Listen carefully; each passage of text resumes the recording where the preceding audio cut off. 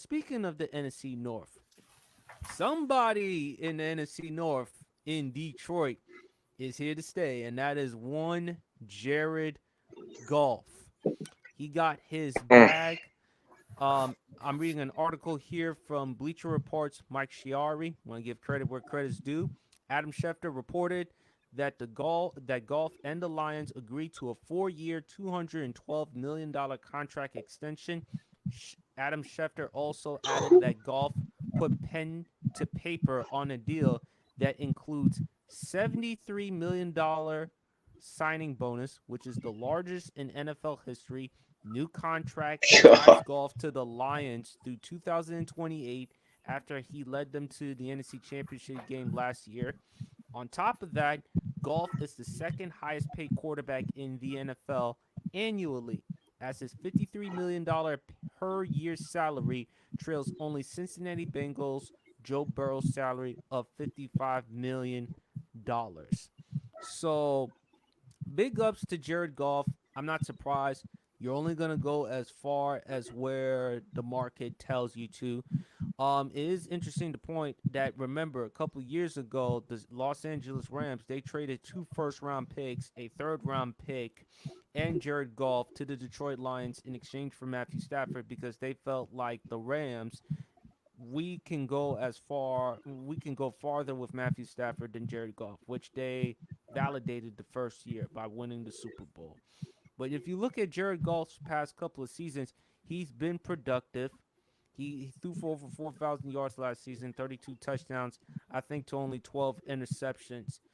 Jared Goff is a good quarterback. And guess what? What I also love about it is a couple of things because we talked about quarterbacks.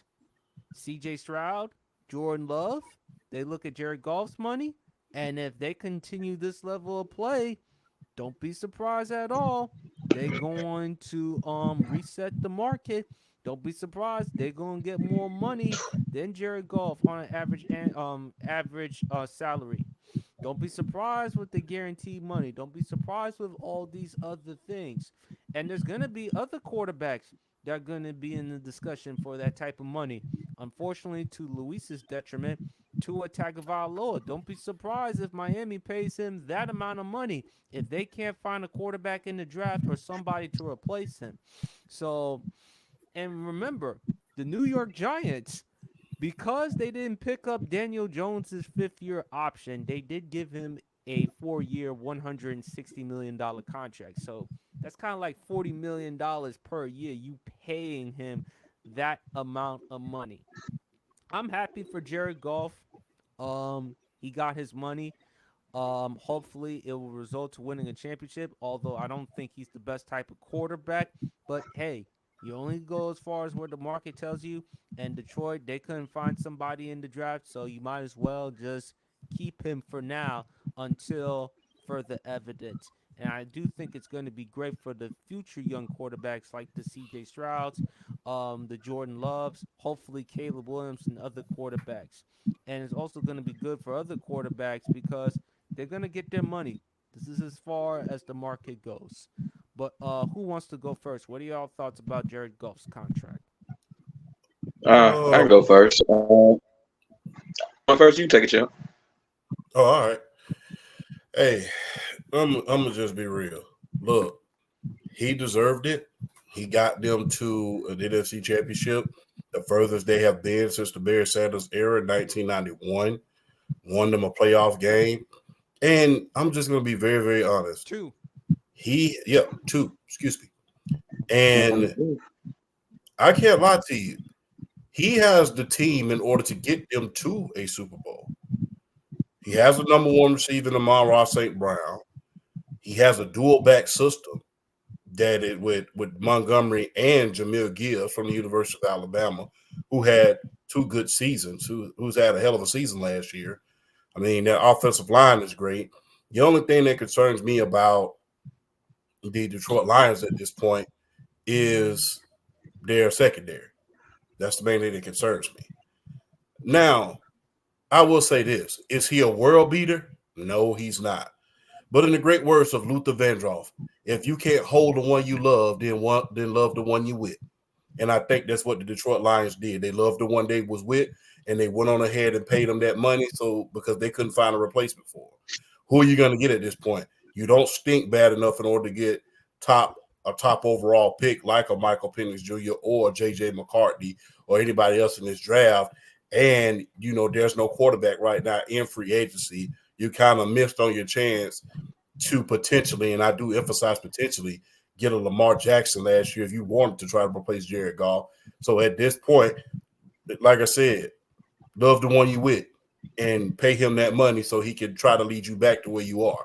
Because right now, if you really look at this entire division as far as playoffs, the only one that is proven is Jared Goff. You really think about it. And people might say it's hot take, but you have to think about it. Caleb Williams is a rookie. He has yet to do anything in the NFL. J.J. McCarthy, he's a rookie. There's great questions about whether he should have been drafted that high. And Jordan Love, he only had one season, and it was the second half of the season. So out of every quarterback in that blood and guts division, which is the NFC North, the only person that has proven they can win in the playoffs for two different teams is Jared Goff. And not to mention back when he was at the Los Angeles Rams, he was an MVP candidate at one point in his career. And he's a 3-time Pro Bowler. Right. So the only proven quarterback that has proven beyond 1 year in the NFC North that he can truly win and go to a Super Bowl and get you to championship games is Jared Goff. So who are you going to replace him with at this point in time? Nobody. So guess what? Like I said, go with the one you have right now. If you really think about it, if they run that ball like they did last year, and give him a little bit of cushion, I think he can lead them to a couple of places because he did the same thing when he was in Los Angeles. He had Todd Gurley running that rock like he was supposed to, catching it out the backfield, being that good cushion that he needed. Now you have a two-back system in David Montgomery and Jameer Gibbs to take a lot of that pressure off you so you don't have to throw all the time in huge games. And you can kill the clock. So people don't understand how valuable that running game was in Detroit. When you're running that ball and you getting first downs, you killing that clock. So I think he's not going to be asked to do too much. He is a great game manager, and game manager is not a bad thing. He's not a Patrick Mahomes, but then again, who is? But guess what? Hey, they did a good thing by re-signing him, and guess what? I believe he's going to do some things with this team. Like I said, he's the only proven quarterback in the NFC North at this time that has proven that he can win playoff games and win for you in the regular season as well. Everybody else, they're either rookies or they just had 1 year to say, okay, this is the year that I've proven it. Jordan Love, and before people say Jordan Love, this was literally his first year, and he only had a great second half of the season. The first half of the season was tremendously bad, and there was a lot of questions about him early in the season. When that second half of the season, that's when you start seeing the turnaround. So the only person in that division right now that has proven they can win is Jared Goff. Right. And also, too, I'm reading an article here from ESPN's Eric Woodyard. Goff's fiance, Kristen Harper, joined him at the Lions practice facility as he spoke to media members about the new deal and also noted, quote, security and his no-trade clause as the biggest things he was considering during the process. So, BRF, what's your thoughts about Garrett Goff's new contract?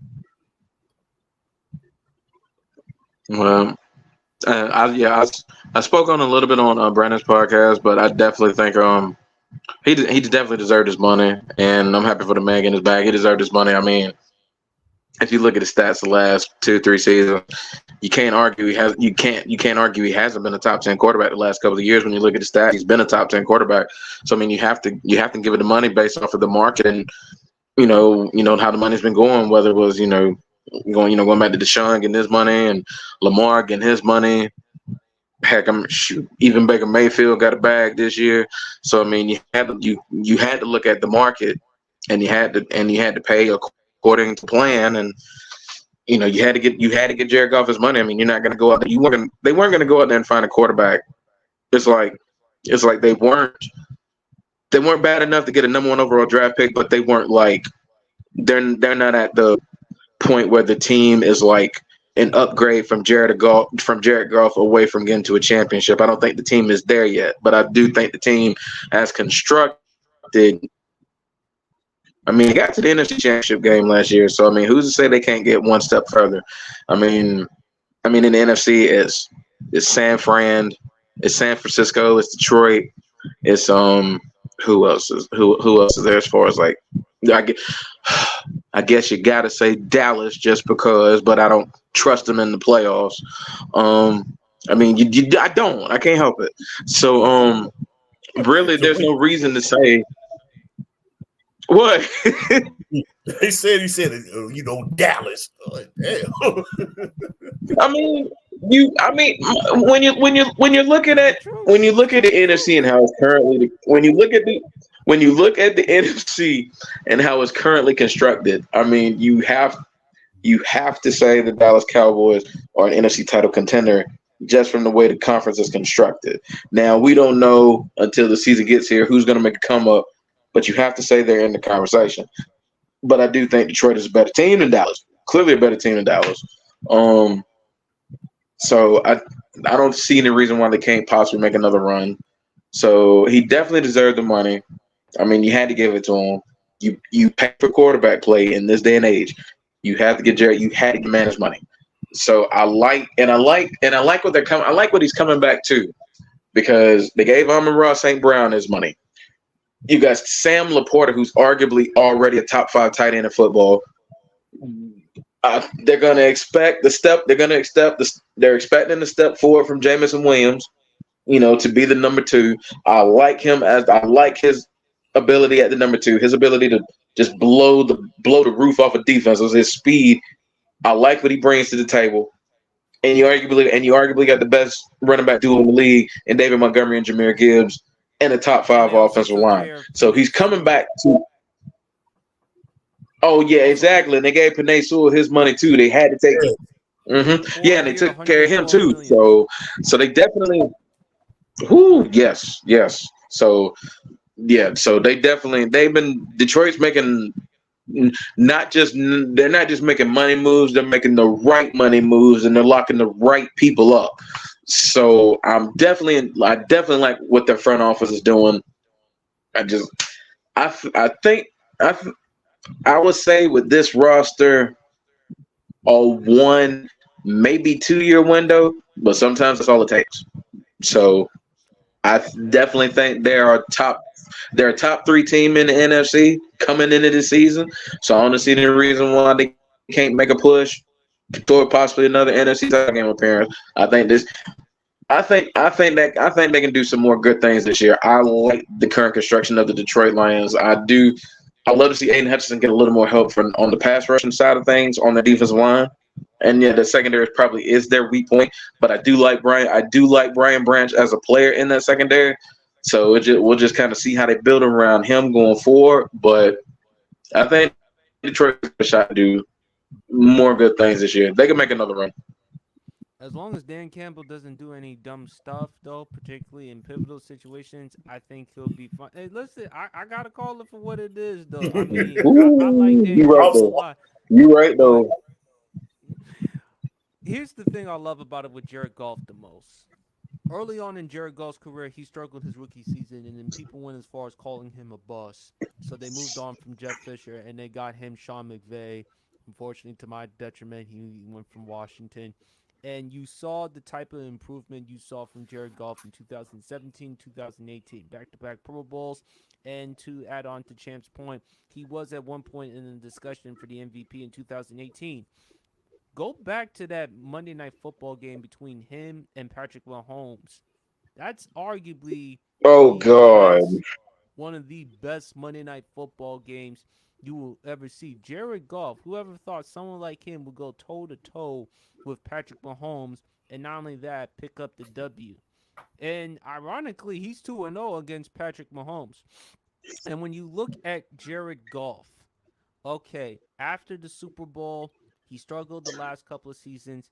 They moved on. They traded him to the Lions in exchange for Matthew Stafford. And Matthew Stafford had success the first year with the Rams winning the Super Bowl. What I love about it is that he's proven, you know what, he's more than Sean McVay because he's had some productive seasons even without Sean McVay. One of the best play callers in the NFL, outside of guys like, in my opinion, Andy Reid or Kyle Shanahan. Can you name a better play caller on the offensive side than Sean McVay? And on top of that, he's able to prove, you know what? There's a reason why he was drafted number 1 overall. There was a reason why he has some success in the NFL. He's proven that he is more than a product of Sean McVay. He can actually play and belongs in the NFL. And again, it goes to coaching as well. Champ brought up Baker Mayfield. Always, I will always defend my OU dudes. Baker Mayfield, his first year as a rookie, he played well. Second year, he struggled. Third year, he brought in a head coach in Kevin Stefanski, and he actually did well. Helped the Browns get to the playoffs, win a playoff game. Struggled his final year in Cleveland, and then later on with Carolina. Then he goes to Tampa. You playing with house money. Not much to prove. No one expected you to win the division. Prior to the season, I actually had the New Orleans Saints to win the division because of Derek Carr. Not much to brag about. He was the best quarterback in that division. I mean, let's Baker Mayfield coming off numerous teams. As Champ always said about Desmond Ritter, even if you fed him beans, he wouldn't even refried beans. He wouldn't even pass gas. So when you look at with Baker Mayfield, you pair him up with Mike Evans, you pair him up with the offensive coordinator, you pair him up with the types of guys around him, and you get the most out of Baker Mayfield. And now you're looking at what you're seeing from Baker Mayfield now, proving that, you know what, there he actually has some talent around him. He's actually a good enough quarterback in the NFL. That's how I look at Jared Goff in this situation. I think Goff is a better quarterback than he's given credit for. There's nothing wrong with being classified or categorized a game manager. And I think when Cam Newton said that, people just felt like, oh man, he's just hating because he's out of the NFL and all that other stuff. Game manager is not that bad to characterize someone. It just means that you're a good enough player, but at the same time, we don't look at you as that type of caliber of quarterback like you would look at a Mahomes or a Lamar or a Burrow or Allen. No, I don't see Golf as that. In my opinion, as far as quarterbacks, he's probably around that 13, 14-ish range, but he's a good enough quarterback that can get you to the playoffs and win you a couple of playoff games. I think he's in that tier with guys like a Kirk Cousins, Baker Mayfield, guys like that. That's where I would put Jared Goff at this point in his career.